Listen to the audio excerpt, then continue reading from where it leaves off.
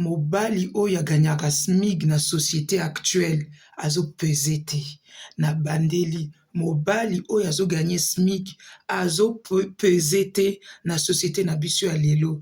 Bandeko nanga bapapa nanga bokolimbisa nga soki temps mosusu na heurte bino, mais je pense que ezali vraiment vérité. Bandeko nanga lelo nazaki na rendez-vous na ndeko mwasi, tosala mwa baéchange un peu mikolo ebele, azwaki contact nanga na muna numéro 1, ye aza luka soki bon aluka mobali. Effectivement, kala mingi te napesaki histoire moko ndeko ya mobali azoluka mwasi, natiaki bango en contact na privé. Apparemment esimbaki premier contact ya Zoom, donc virtuel. Bazo échanger quelque temps après.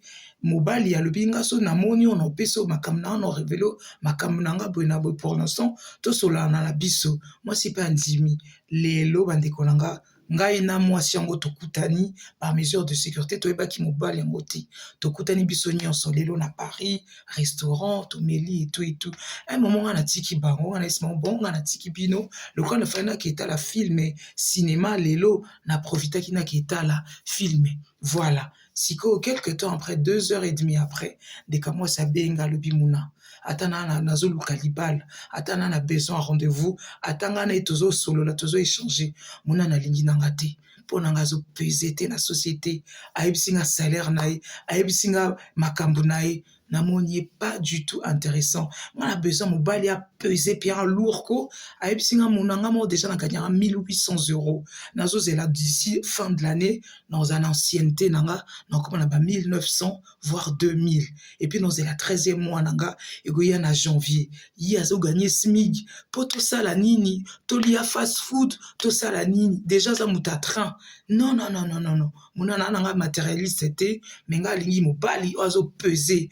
Mobali pa tche boy o ba 50-50 na boy ngani pe mobali ko na sentir mobali ye yuko a fouti to keboy naza matérialiste pour nga pe na gagner nanga quand même bien pour na vivre nga moko mais naza nanga na besoin te mibali o ba na niveau C na boy nanga ngana yebise nde kwa moi si tam sous ça mobali caractère eza bien makamonyo c'est bien des fois vie mibali msu bazora pe sikote basoka temps après temps Barack Obama ye wana koma président pe na sima moi ça zala ki ndeka moi ça epsinga muna mutuna vie na ye nga vie na nga ngi mobali aza likolo ou azani na sepeli na ngate tant tozo so na téléphone nyonso baloba na téléphone te na ndima ki na mais tokutani tozu échange tozu 2 heures ya échange donc na moni c'est pas la peine à continuer na ye.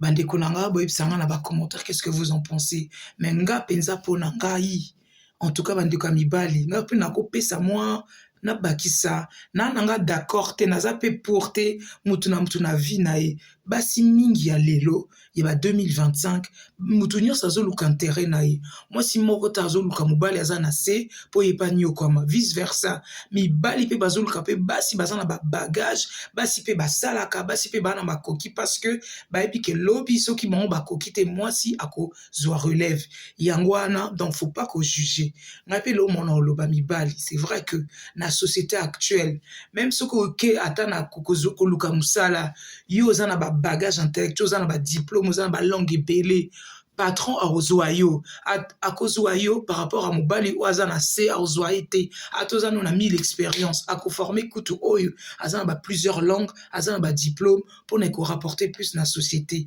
yango wana en tout cas ndeko mibali bobunda na vie boluka nanu mbongo avant bobando kolinga basi boluka nanu mbongo boluka non intérêt na bino comme ça bokozala bien il y a solo vraiment moi je pense que boyebisanga penza ya solo penza soki omoni par exemple mobali azoyebiso nga na boy na salaire boy nga na mosala boy même moi c'est obanga même pas manquer respect za pasi hein même pas finga ekozala pasi mais yo mobali ozo gagner tant sous 800 € ou 1200 mais moi c'est fingo facilement ayebiso boniko mais botala mibali ope amba na ba pilote ba directeur pour moi si penza asakana na ye moi si pas à réfléchir yango wana bandeko mibali nga kaka po nanga na moni po nanga l'amour n'a pas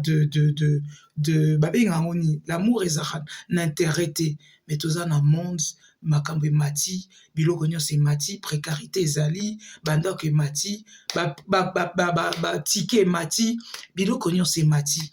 Basi mingi bazoluka mpe bazala na mobali oyo aza na situation mpo bango mpe bamimonana na valeur aux yeux de la famille, aux yeux des gens. Donc mwasi ayebisi nga muna merci na démarche, me nga mpenza nalingi na nga te, ata abengi ye moko aomona akendaka na nga intéressé te. Me ndeko ya mwasi nga nesi tosololaki ya nga mpo na nga so osepe na moti te, yebisa ye tout de suite comme ça on s'arrête là, c'est mieux. Mais nazo respecter opinion no, nazo respecter avis nao. C'est vrai que toza na monde mutu na mutu aza na ba direction na ye. Voilà bandeko na boyebisa na ba commentaire, qu'est-ce que vous en pensez?